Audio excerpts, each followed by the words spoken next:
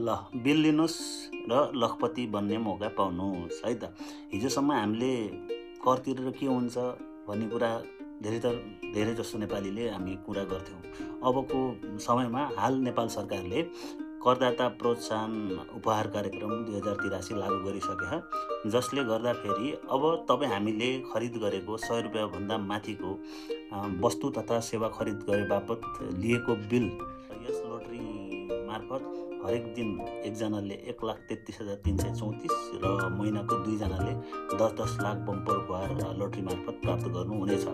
अब यसमा कसरी भागीदारी हुन्छ त भन्ने कुरामा तपाईँको विद्युतीय प्रणाली सेवा खल्तीबाट हामीले गरेको पेमेन्ट 100 रुपियाँभन्दा माथिको पेमेन्ट स्वतः त्यो सिस्टममा इङ्गेज हुन्छ र त्योभन्दा बाहेकको जुन फिजिकल बिल हामीले लिन्छौँ त्यसलाई चाहिँ आइआरडीको साइडमा हामीले पुट गर्नुपर्छ है त। ल सबैलाई बधाई छ। अबदेखि सबैले कर तिरौँ, बिल लिनुहोस् र बिल दिने ठाउँबाट वस्तु तथा सेवाको खरिद गर्नुहोस् र जसले गर्दाखेरि लखपति बन्ने अवसर सरकारले दिएको छ र यो राम्रो इनिसिएसन भन्छु म।